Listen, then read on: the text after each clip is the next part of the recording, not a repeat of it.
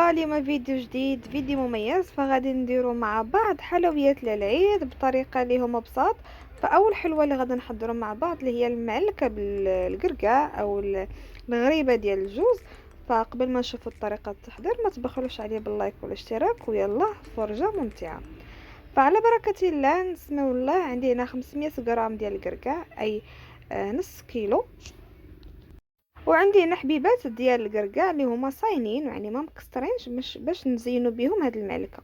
وعندي هنايا كاس ديال العنبه ما كاملش كيف ما كتشوفوا. الحلاوه على حسب الذوق ديالكم، ممكن تزيدوا تعمروا الكاس حتى كتولي عندكم 150 غرام. فالاصل كتكون 150 غرام ديال السكر سنيده، فانا ما كملتش الكاس، ما كنبغيهاش تكون حلوه بزاف. هنا كنطحنها بالهاشوار كيف ما كتشوفوا، وكندير شويه ديال السكر سنيده وكنطحن حتى كنكمل كل الكميه ديالي. بخصوص المكسرات هنا لكم الاختيار، ديروا يا بغيتوا ديروها بالقرقاع كيف ما درت هنا اللي بالجوز، او ديروها باللوز، او ديروها بالكاوكاو اي الفستق السوداني او الفول السوداني. فكيف ما كتشوفوا انا اليوم ديجا درتها معكم بالكاوكاو، واليوم قررت نديرها معكم بالقرقاع. فهي كتجي بنينه بزاف، يعني ما فيها لا طحين لا والو، هي اصلا معروفه بالمعلكه.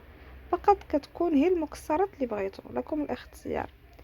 فغادا نخلي لكم رابط ديال المعلكه ديال الكاوكاو في صندوق الوصف الا بغيتو تشوفوا الطريقه كامله، راه هي بنفس الطريقه، وفقط المكسرات اللي كيختلفوا. فانا كنكمل بنفس الطريقه، كنطحنها كامله مع سكر سنيده. ودنا نشوفوا طريقه التحضير بطريقه اللي هي جد بسيطه، والاهم انها كتجي ناجحه، بخصوص المبتدئات اللي اول مره بغاو يديروا شي حلوه اللي كتكون سهله للعيد. فهذه ليكم راه كتجي ساهله وبسيطه كيف ما كتشوفوا، ما كتاخذ لا وقت لا والو. مكونات اللي هما يعني بساطين بزاف.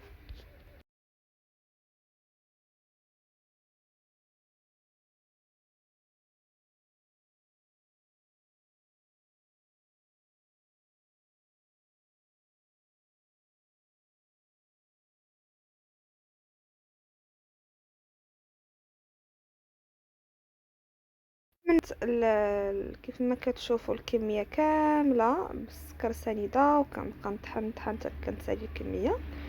بخصوص المقادير الاخرى اللي هي كتجي مضبوطه، كيف ما كتشوفوا 500 غرام ديال الجوز مع بيضه وصفار بيضه. اما بيض البيض غادي نخليوها في التزيين.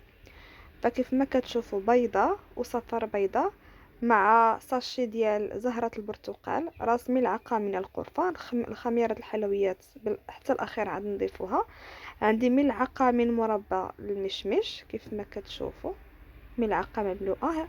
ممكن تعوضوها بالجليكوز أو ملعقة عسل ورشة من الملح.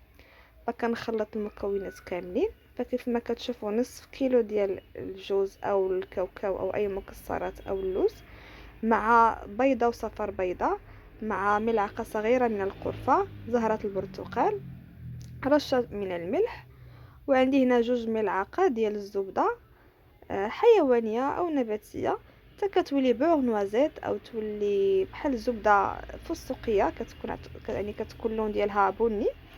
صافي، وكدير واحد 2 معالق مع هاد الغريبه هادي كتضيفوهم بالاخير مع ملعقه صغيره من خميره الحلويات، وكتجمعوها. صافي، هذه هي الغريبه ديالنا، يعني كتجي بسيطه وسهله. عندي هنايا سكر ديال سبيسيال، سكر كلاصي سبيسيال. عندي هنايا بياض بيض او ديروا ماء الزهر، لكم الاختيار. وعندنا هنايا الجوز باش غادي نزينو بها او الكركاع. فكيف تشوفوا كنكورها وكندير بيديا بيض البيض كيف ما كتشوفوا، وكنغمسهم بالسكر كلاصي. فكيف ما كتشوفوا كتمرروا يديكم بياض البيض وكتفندوهم في السكر كلاصي سبيسيال، المهم يكون سبيسيال. وتخليو فيهم واحد الكميه اللي هي معقوله، كيف ما كتشوفوا كتهزهم كتخليو فيهم واحد الكميه معقوله ديال السكر كلاصي. يعني ما تنشفوهمش، او يعني ما تكونش واحد الكميه اللي هي قليله. فخاص تكون واحد الكميه اللي هي كبيره ديال السكر باش يبقاو المنظر ديالهم جميل. هنا كيف ما كتشوفوا كنكورهم، كنديرهم في بياض البيض وكنفندوهم في السكر حتى كنكمل الكميه ديالتي كامله.